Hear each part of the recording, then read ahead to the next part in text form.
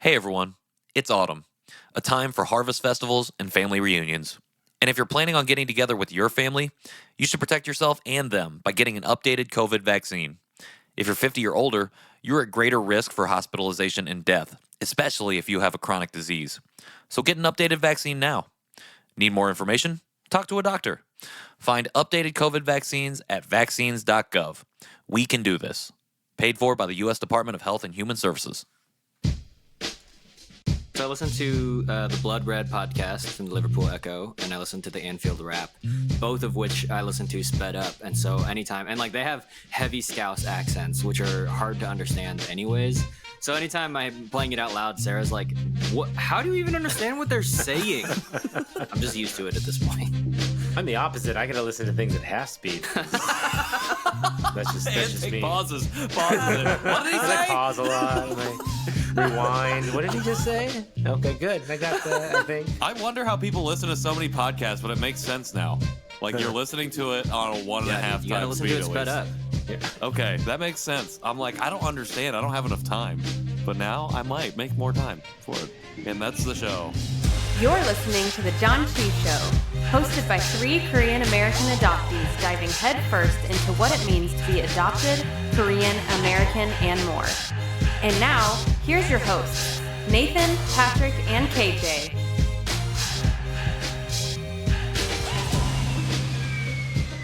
Hello, everyone. Welcome to the Janchi Show. This is your boy KJ.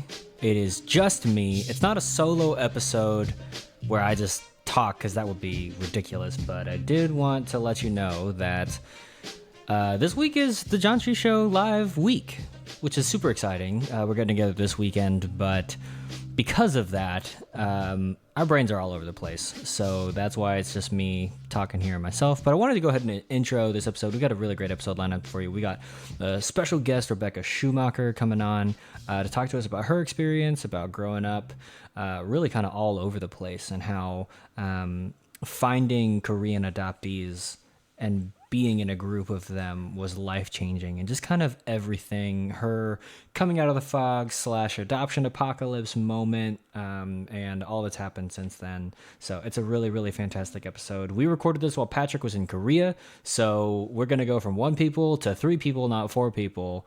So yeah, and then we got a really fun snack thing at the end. Anyways, that is it. I'm going to just go ahead and roll the interview now because you don't need to talk. You don't need to listen to me talk anymore. All right, here's the interview.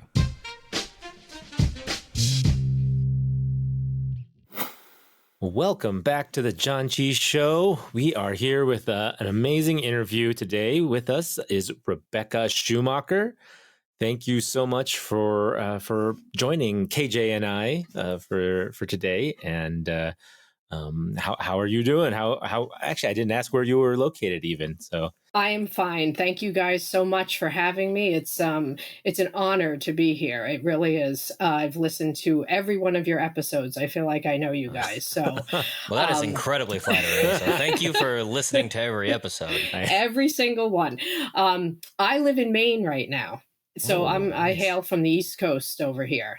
So I know you are about 2 hours, time difference? I mean, we're in all time zones. We got Jerry in Pacific. I'm in Mountain. We got KJ in Central, and Patrick's in Eastern. So we cover the whole U.S. Yes. So I'm in Mid-Coast, Maine right now. Excellent. Well, we'd like to kick off the show with essentially you telling your story to us, as much or as little as you'd like to tell us, and then we'll go from there. Okay. Let's see. I was born in 1972 in Incheon, South Korea. I was adopted in 1973 at about 13 months old. And I guess my adoption story is a lot like a lot of others in that I was apparently left on the doorstep of an orphanage. So there's no known information, or that's how the story goes. So my birth date is approximated. So again, I mean, it's probably pretty close, but it's approximate. I have not undergone a birth search or anything yet. It's something I'd like to do, but it's not my driving force in all of this. It's not something that has to be done. I think I'll get to it in my time when I need to. So, um, let's see. I was adopted into an all white family. My mom is of German and Czechoslovakian descent. My dad's English Irish. And I flew into JFK Airport in New York, and I was raised on Long Island, New York, and lived there. Moved around a lot as a child, mostly on Long Island, just to various houses, but moved around a bit. Um, 2 years, fourth and fifth grade, my parents moved to Vermont. So I was in Vermont for 2 years, but then we came back to Long Island. And so, yeah, I don't like Vermont. Yeah, I mean, very white, And so I grew up in very predominantly white spaces, completely white Caucasian family. When I was when I was almost 7, my parents adopted another child from Korea.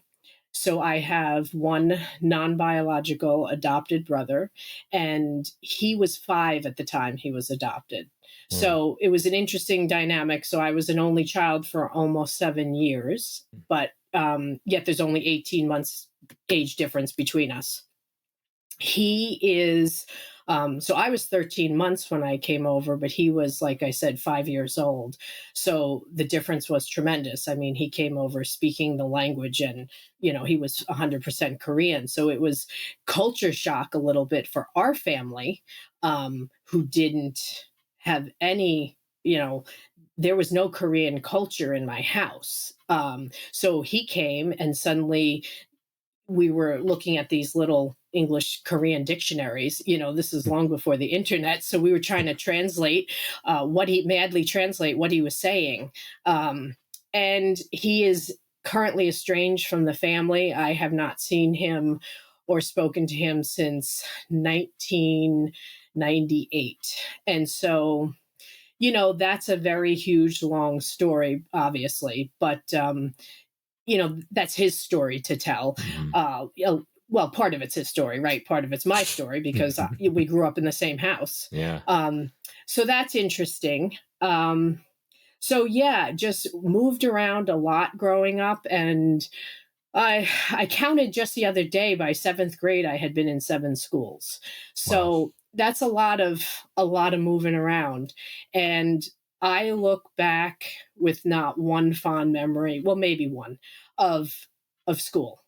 And I think the moving piece, looking back, I believe, was a part of that. I mean, I was always the new kid. I was always the Asian new kid, right? In predominantly white spaces. So I also have this significant memory issue. I don't mean I have dementia. I just mean, when I look back at memories, there's big chunks I can't remember. So it always amazes me when people will tell a story and say, "Oh, like, I remember where I was when this song came out." And I know that song and music has a certain place in our lives. So yes, I mean, I remember some of that stuff, but I think to myself, I don't even remember all of 3rd grade, and I do think that some of that is, mild dissociation with associating with bad experiences. I can't say I remember any overt horrific racism, and I'm very fortunate, but were there microaggressions? Were there other instances? Yeah, there sure were. Can I remember a lot of them? No, I can't. And I think it's because I've just blocked it out. Yeah. And so, yeah, I mean, I spent 48 years of my life kind of not knowing I was Korean. I know that sounds ridiculous. It doesn't sound as ridiculous to a Korean adoptee as it does to a white person, right? Yeah, They we would get be like, it. Yeah. what are you talking I'm about? But, I can see the looks on your faces. Yeah, you do get it because, I came out of the fog, if you will, in 2020, and it was seeing images on the nightly news of Asian hate crimes. And all of a sudden, I was like just glued to the floor, and I was looking at these images of these horrific things, and it just hit me like a ton of bricks. And I thought, holy shit, what's going on in this country? And I mean, my eyes were just opened, and open not just to that, but open to, who am I? You look like that victim. You're one of them, and you're living in Mid-Coast Maine, which is as white can get. And so here I find myself in another predominantly white space. And that's when I started my search, and I started slowly reading up on things. I started I started on the internet, and I found some organizations, and I thought, there's organizations out there for Korean adoptees? Like, this is a thing? It never even occurred to me that there were groups of people, that there were places and people you could talk to for support around all of this. So I find myself coming into all this rather late in life, obviously, but I find myself in a very confusing spot. I mean, I'm trying to navigate. My eyes have been opened, and once they're opened, you can't shut them again. So there's no going back to that way life used to be. And I'm not saying I'd want to, but now it's all, it's been strange. It's like everything I've ever thought or known has been flipped upside down. And not that it's all been a lie. It certainly hasn't. I was brought up in a very loving home by loving parents, but beliefs and certain biases and just mindsets are all just flipped upside down. And so it's slowly trying to come to terms with all of that. And then living in these times that we're living in, it's a lot. And it's I mean, it's kind of where I find myself right now. Wow. Thank you so much for sharing all that. It's you saw our head nods. There's a lot of that we resonate with. A lot of similarities to those details are very specifically similar to myself. Actually, my mom is also a German Czech background, and dad is Irish English too. So when you said that, I was like, oh, that's very similar also. Yeah.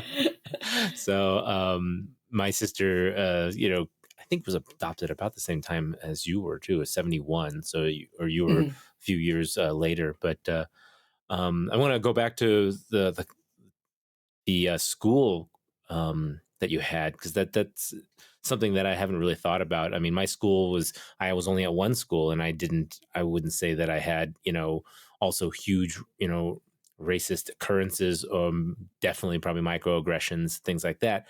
But I wasn't the new kid. I'm wondering too, I mean, with all of that, that had to have been tough. What kinds of things did you do yourself to help with that, moving from space to space, being not only the new kid, but also the new Asian kid? Were there, did you have any close friends that you tried to latch on to as much as possible? Did you latch on to family? I'm just curious a little bit about that part of things. So looking back, some of the schools and some of the experiences were definitely better than others. And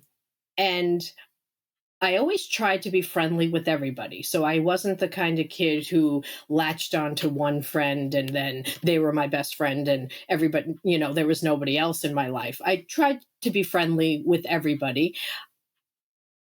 And I have to say, at all but one school, I did make friends. So it's funny when I say I hated school, and hate's a strong word, and that's not overstating it. I hated school. But I wasn't really close with anyone. And after a little while, I think I've realized, even subconsciously, I don't know how long I'm going to be here. So let's not get too close with anyone because Yeah. I might be moving soon. But I was, and I'm sure this is not unique. I mean, I was the queen of pretending everything was okay. So if I had experienced a microaggression that day at school, I wasn't going to go home and tell anybody about it. How was school? Oh, it was fine. How's school? It's great. I was smart, so academically, I didn't have any problems. I always got good grades, but you know, and I always had friends, but I was never that close with anybody.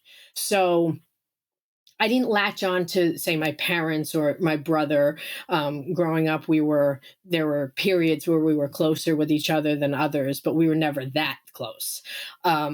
So, yeah, I mean, I never. I think I did what I had to do to get through. Looking back, I'd say I just survived it. But I wasn't coming home beat up every day or crying. I just got through it. But man, did I hate it. And inside, I think I was just, churning with, I hate this, or if something had happened, I would internalize all of it.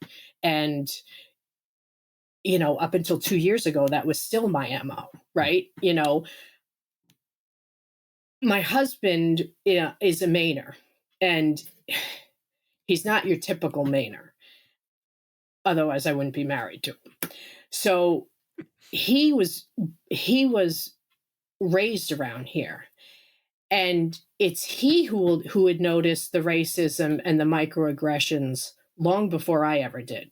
We could go to a grocery store and we'd be standing next to each other, and he might be maybe a half a step behind me, and he would notice the looks that maybe I was getting.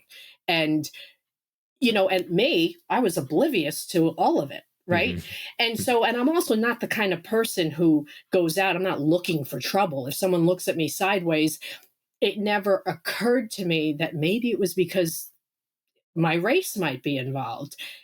These days, I'm a little more in tune to it. Again, not that I'm looking for it, but I'm acutely aware of who's around me these days. So I just realized halfway through that story that when you said your husband was a Mainer, that's what you call people from Maine. I was about to Google. It took me a second too, but then I realized it too. What the heck is a Mainer? I've literally never heard that occupation. I know. And then I was like, oh, you mean a person from Maine?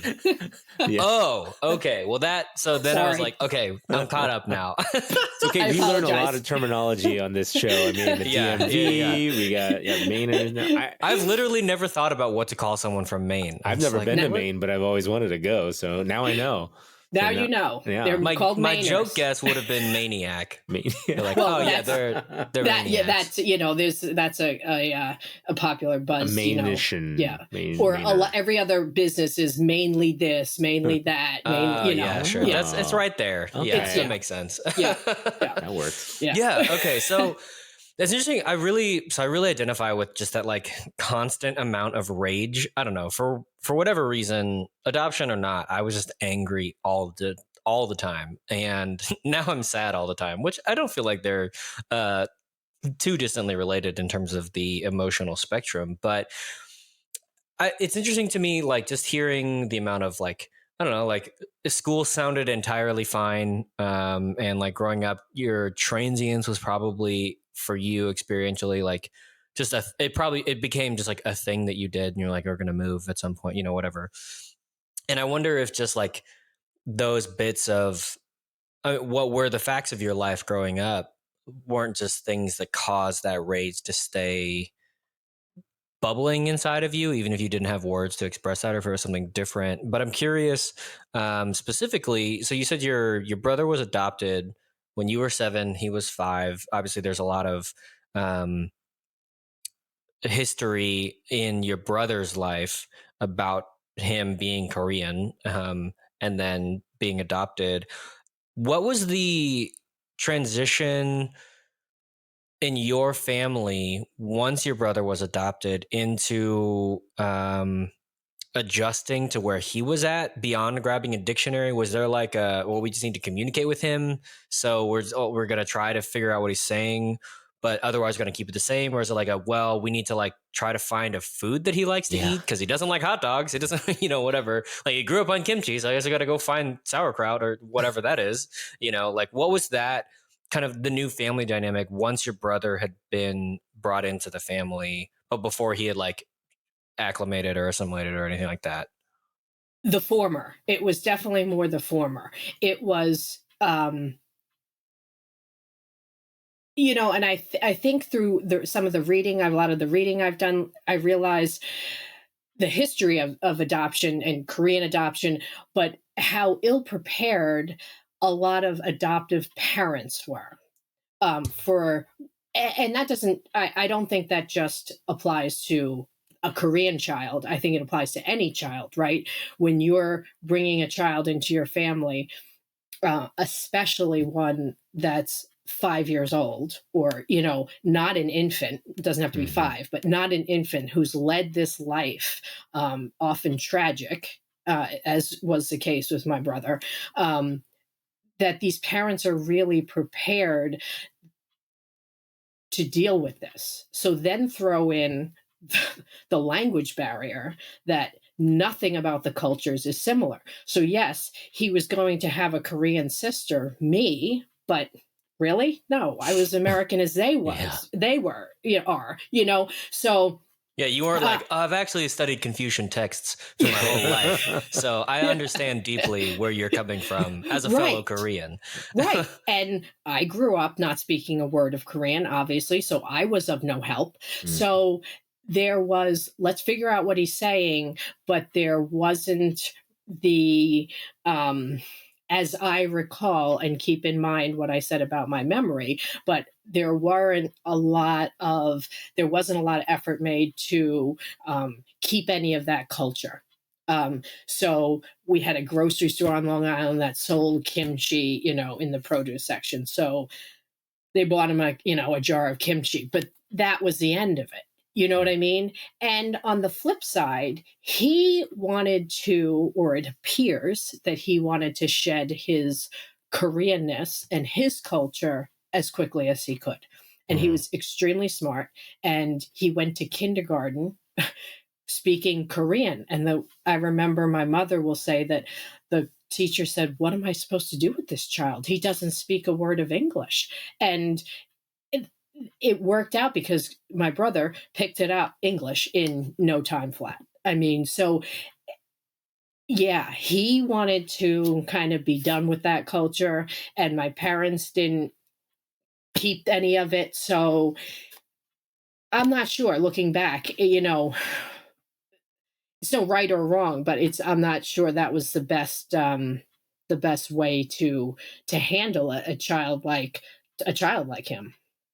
Yeah.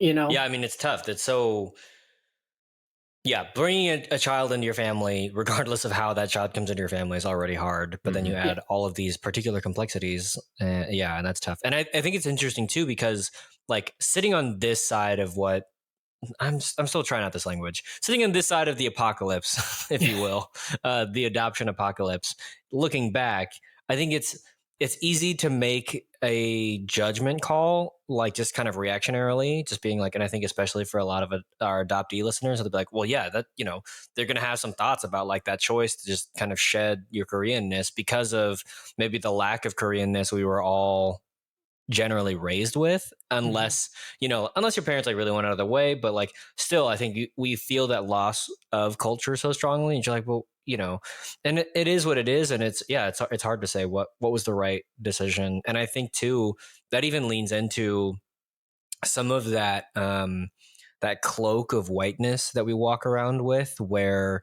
maybe we're experiencing microaggressions in school, maybe we get weird looks in the grocery store, but like we're totally oblivious to those things because we're not trained to look for those things. We're not, it's not a survival mechanism for us yet. Whereas now, later in life, now that we've entered into multiple spaces without our parents, without the cloak of whiteness, it does become, especially having seen in 2 years, it's literally life threatening to not have your guard up in that way. And so now we're like scrambling to keep that up and maintain that. So yeah, it's a hard thing to, I think, to look back, because you only have where you are now to say like, ah, man, I wish that things were different, or maybe if they were different, I still would have ended up being how, like that's an interesting nuance to take. I'm curious where you are now with wrestling with your adoption and your Asianness and everything, because like you said, you've been on this journey now for 2 years, kind of same as us, but it sounds like you're still kind of chewing on things. I don't know, like what's the foremost thought in your brain when it comes to Asianness and adoption and all those things? That's a good question, and I don't know. It differs by the day. It really does. I mean, there's honestly, I'm delving into the Korean culture, but I'm also delving into adoption and all that is. And, the term adoption trauma, I didn't even know that existed. That was a thing until I started listening to your podcast and doing some reading. And so realizing all the trauma that surrounds just adoption in general. I mean, when you say you're adopted, I mean, by nature, I think adopted people, they're tough. They're survivors because you know what? We had to be until we were the lucky ones, right? Adopted into loving families and loving homes. But, you had to be a survivor. So I think that, and I've done a lot of thinking on that in the last 2 years, how being adopted has made me who I am today, how it's, formed my personality. I mean, in ways I never even thought. I mean, my personality, everybody's got their personality, but looking at it and examining it now, it's like, well, maybe, I'm a guarded person, I don't let a lot of people close I'm very slow to trust, very slow to trust. And I'm not saying those are all qualities of all adoptees, nor do you have to be an adoptee to have those qualities. But I look at those qualities in myself and say, how much of that is related to adoption? So I'm doing a lot of reading. And then there are days where I really am looking at the whole, the cultural aspect of it as well. And that part of it, I'm just more curious about. I mean, it's on my goal, in my goals to, in the next realistically 5 years, I want to get to Korea. I've never, since I've never been back. And again, not necessarily to do a birth search, but I just want to go and experience the culture. And I just want to just be around people that look like me. And I'm under no illusions that I'm going to get off a plane there and feel like I'm at home, because I don't speak but one word of Korean, right? Yeah. Which my daughter taught me from doing a cultural project. But, I'll feel just as out of place there. But I'd like to experience the culture. And so that's more of a curiosity thing for me, more just I want to learn about it. I want to learn about their customs. I want to, that's all interesting to me. And then more of the adoption stuff and how all of that has played into just my own life, obviously, and as well as family dynamics and things like that. And that's, yeah, I mean, there are days when I seem to can't get enough of it. I'll listen to podcasts, I'll read articles. Then there are other days it's like it's all just swimming around in my head. And I think to myself, what do I want to do with all this? You know what I mean? I've been trying to write and just get as much as I can down on paper, just get my thoughts down and figure out what to do with that. Mm-hmm. And so you said 2 years ago also was when you kind of came out of the fog and started doing some research. What were some of the first things you did when you were doing that? You said you found communities online. Did you start interacting with those communities? Did you do any meetups? And have you also met another Korean adoptee in your area, or other even just Asian, collection of people, or groups, I guess, that you're part of? So there's one Asian market. Well, I think there's two, but there's an Asian market in Portland, and I'm about a little bit more than an hour from Portland, Maine, and it's a great little Asian market. And so the owner is Korean. He's not adopted, from what I can see. He's owned the business for many years. And I was talking to him one day when I was in there buying some things, and I said, I'm kind of new on this journey of discovering my culture, and I'd love, to find anything I can about Korea, and I'd love to connect with some people. Do you know of any groups in Portland or anything? And so, long story short, he directed me to this church. It's a Methodist church. I'm not Methodist, but they actually have Sunday services half in English and half in Korean. And the pastor is Korean, and the congregation is almost 100% Korean. So I thought, well, I'm going to go check it out one day. So I did, and it wasn't that large. I think there were maybe 15, 18 people in the congregation that Sunday, and everyone there was old enough to be my grandmother. And so they were these little old adorable Korean women who had accents so thick I couldn't hardly understand them, and I was a new face there. And so when it ended, they swarmed over to me, and they were they wanted to know all about me. And I mean, I opened my mouth and I've got a New York accent, so they knew I wasn't fresh off the plane Korean. And it was very sweet, and they wanted me to come back next week. But I realized, and I'm not closed to the idea of ever going back, but I realized I don't really have a lot in common with these women, right? I mean, they're Korean, I'm Korean, but that's really where it ends. And so, I'm sure I could learn a lot from them, but it just wasn't what I was looking for at the time. I was looking to connect with some people who might, like you guys, understand what I was going through and what I was kind of seeking. And so I connected with BKA, which is Boston Korean Adoptees. And that's the closest thing to me. I mean, again, this is Maine. There's nothing. So I have been down. I've connected with them online, some of their members, and over the summer I went to their family picnic, and I'd say there were about maybe 30 people there. It was outside at a really nice park outside of Boston, and that was a life-changing event for me. I've never ever been around more than maybe one or two other people who were Korean. So to sit and be able to talk with some people with various situations, but all that similar thread of we were all Korean adoptees was powerful for me. Yeah, That's great. Yeah, those communities like that are excellent, and I've heard of BKA before too. I can't remember exactly if there's one of our guests that have talked about it as well. I know there's some adoptees from Jersey and the New York area, yeah. some further up. North side, but I don't know of anyone else in Maine. I really wish I could connect you with some people that I knew as well. Good luck. Yeah. So after that event, do they have regular events, and how far is that for you to get to those events? It's about a 2.5 hour ride, so it's not. I can't.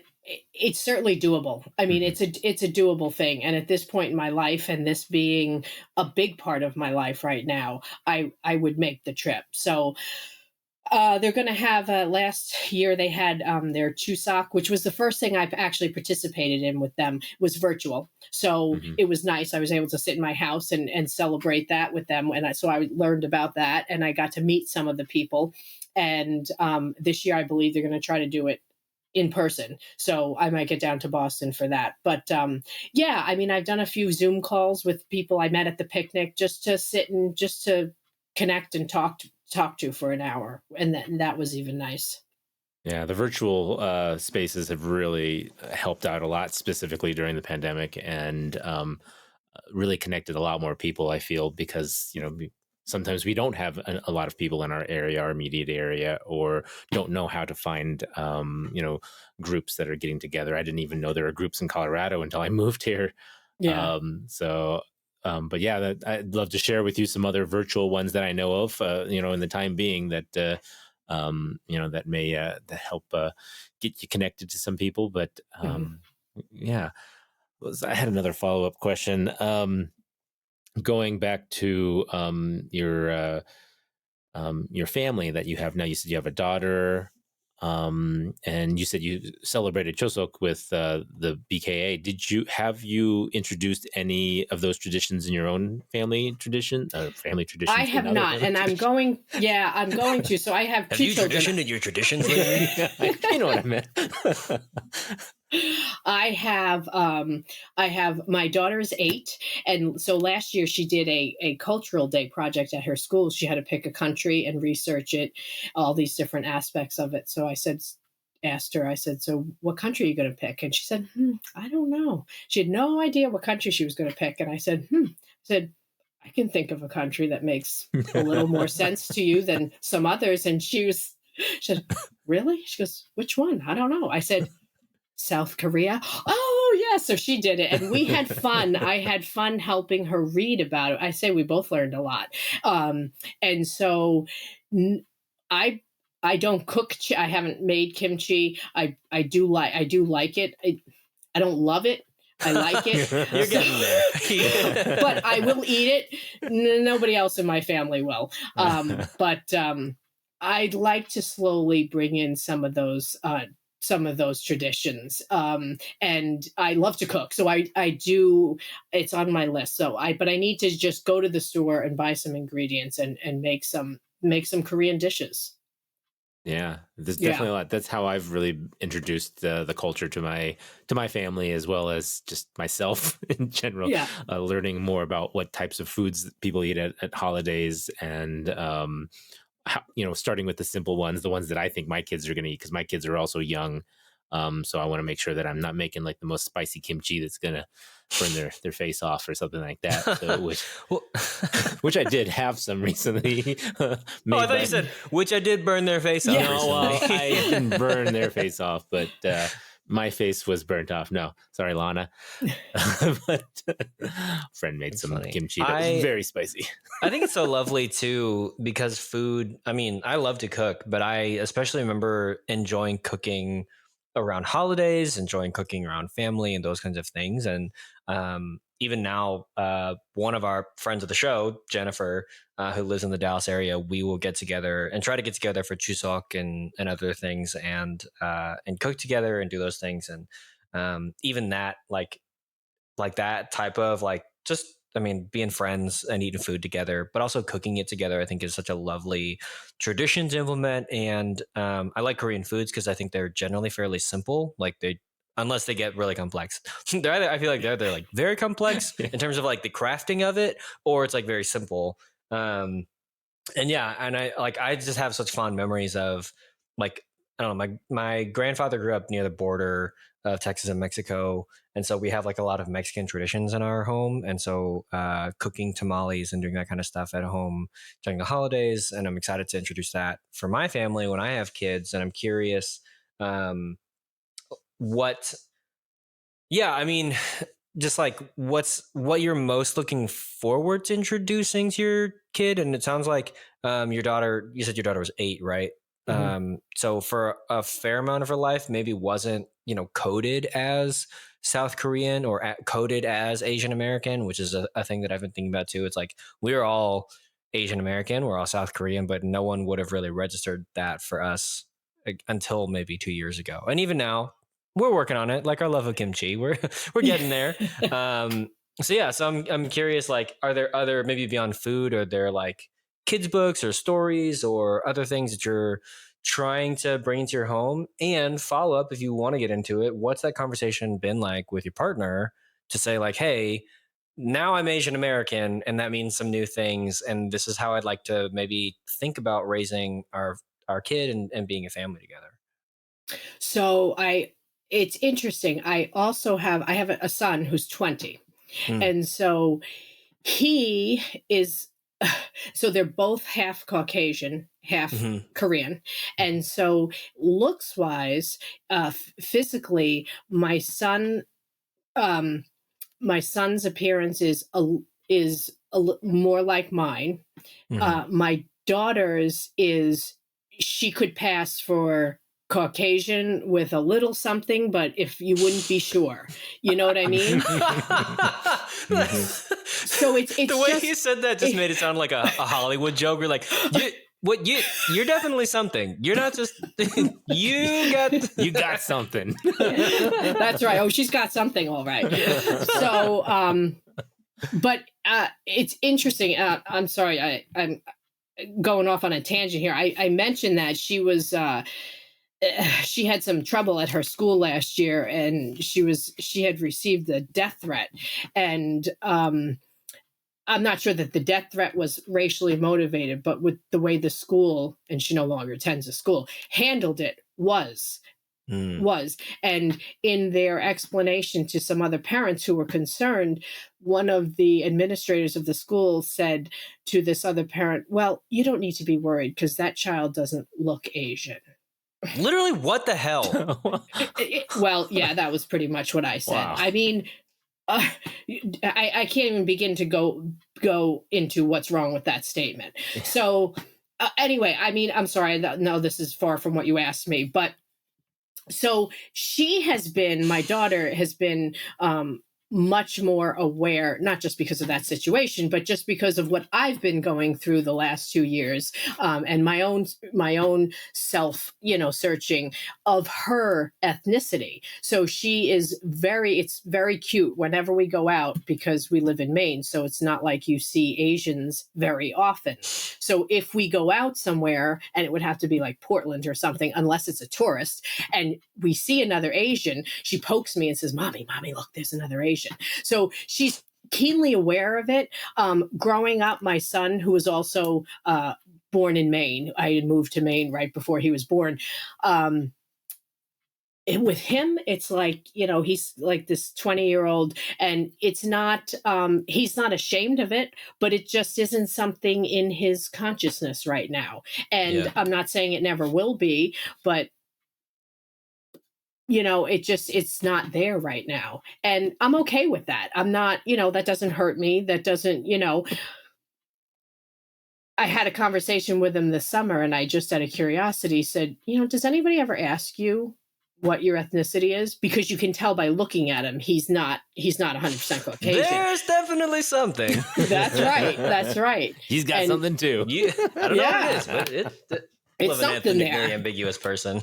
And the question's just like, well, I don't know. I mean, so classic it's not 20-year-old. Like, exactly, and that's what it is. So it's not that he's ashamed of it. It's not that it's really something that's even crossed his consciousness just right now. That's not to say it never will. But I'd like to bring in. Food's the first and foremost, probably, because it's the easiest, and my daughter also loves to cook, so we cook together. So that would be fun to do. Bring in some recipes and both do that. Some books, I've gotten some books I want to start with her, which aren't really Korean books per se, but there's a few books for children, maybe a little bit older than her, but her reading level is advanced as far as children, very timely, Asian children living in America today and that experience. And so I think that would be a very, I think it would teach about our culture, but also about the times we're living in. So yeah, I mean, reading books are big in our house. And as far as the second part of your question, KJ, my husband's my biggest supporter. So he is all for it. I mean, he won't be eating the kimchi before us, but he'll be, he's definitely, he's like, try new recipes. He'll eat anything. So yeah. He'll go buy the ingredients. Yes. Partake in said ingredients. Yeah. But in all seriousness, he's very supportive of all aspects of this search for me. Yeah, right. That's awesome. I mean, like I said, when my journey and my whatever started in 2020, like a year on, I had done a lot of reading, mostly listening to audiobooks. So it was maybe sped up that way. But yeah, there was just one night when I looked over at my wife and I was just like, I'm glad this happened now before we had kids, because I think a lot of my ideas around how I wanted to raise our children shifted pretty dramatically, partially out of like necessity, but also partially just being like, all right, I'm going to have an Asian kid. And beyond, I think, the natural tendency of transracial adoptees to want to have someone that extends their family line, that they can like feel physically connected to. Yeah, it just changed. Just changed some of those things. And I didn't know what that looked like, having already had kids. Nathan, I think we've kind of talked about it some on our show, but yeah, that can be, well, it's different, I guess, Nathan, because your wife is Asian. So there is part of that where like, she's like, her being Asian American, like that's a more common thing. But for us, for Patrick and I, with white partners, you're like, well, maybe this does change how I want to talk to our kids or have some intentional conversations. What kind of, even to the point of like, what kind of books do we have on our shelf, and those kinds of things. And how do you see yourself reflected, and not only reflected, but succeeding by having authors with last names or, those kinds of, whatever that is. So I was kind of curious for that shift. But yeah, thanks for sharing. My wife definitely pushes the Asian in our house a lot more than I do. Yeah. Does she? Yeah. Oh yeah. I mean, even today, she's. We were making a joke. We were just talking about some other things, and she was sitting there cooking, and she's making chicken nuggets, but with chopsticks. Because that's the best way to do it, obviously. So, I use my chopsticks all the time. I'm like, why? Literally, get out of here with this fork business. And we were just talking about, Michelle Lee and the very Asian movement. And she goes, I don't feel very Asian. And I'm looking at her and I was like, you're making chicken nuggets with chopsticks. I was like, that's pretty Asian to me. It's an Asian fusion kind of, but. Yeah. But speaking of food, I don't know. Maybe this is a good transition time to try out a new food. Yeah, I think it's time to go to a break, and when we come back, we're going to jump in with a cute little snack. So here is that right now.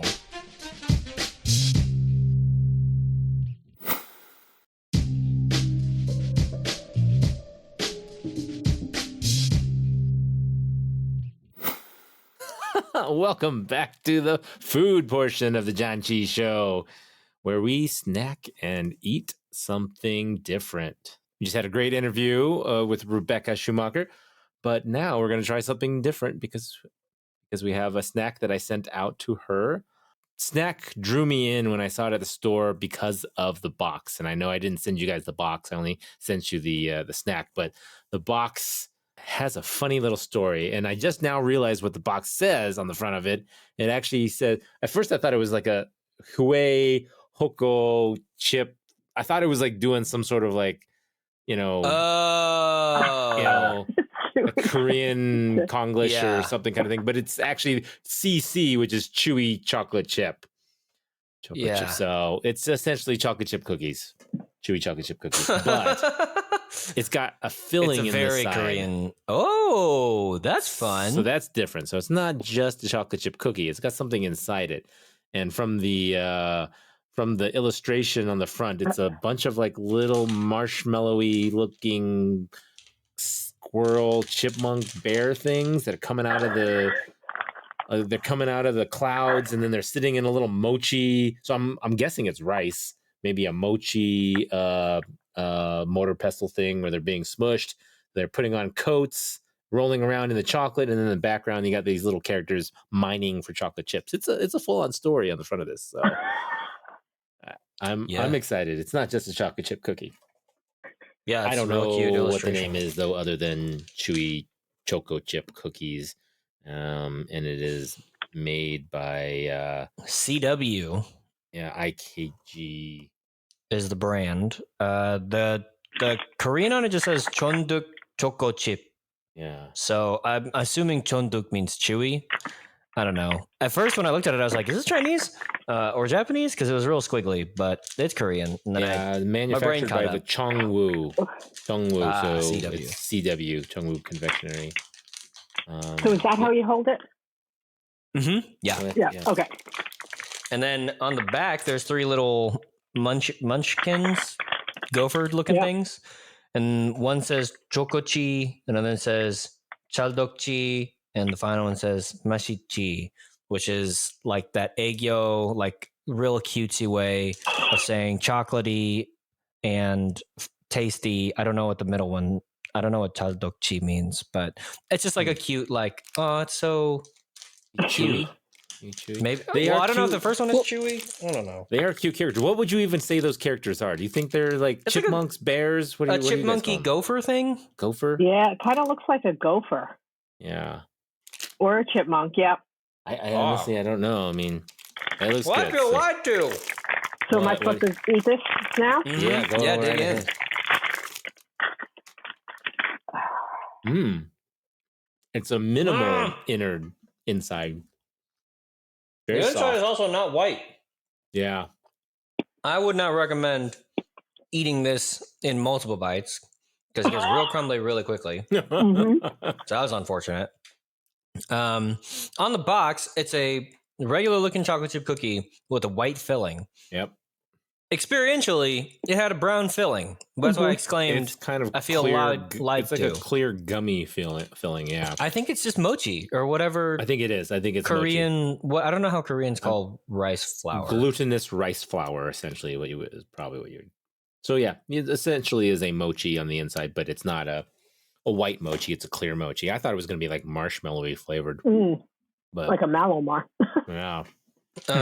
It reminds me. The cookie itself reminds me kind of like a chewy Chips Ahoy cookie. Mm-hmm. Yeah, I mean, it's good. You're right. Not what I expected from the picture on the front. Mm-hmm. Yeah, I don't know. I mean, I like mochi. It feels unnecessary in the middle of this cookie. I mean, here's the deal. I really like cookies. I never say to myself, I wish this cookie was more chewy. Like, that's not the thing that I'm in for a cookie. So the fact that they were like, let's add mochi in this. yeah, they're like, you want to chew more? Did your jaw need a workout? No, that's not what I wanted, CW. And they are very crumbly. It is kind of.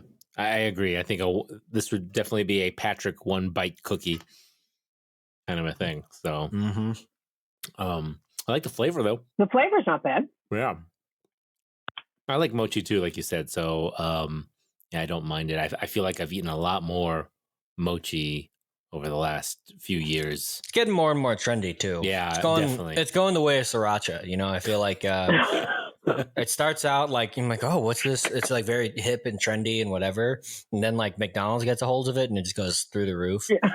So, not that McDonald's has ever gotten a hold of sriracha, but you know what I mean. Some American gets an idea for sriracha. So you think McDonald's will someday have mochi?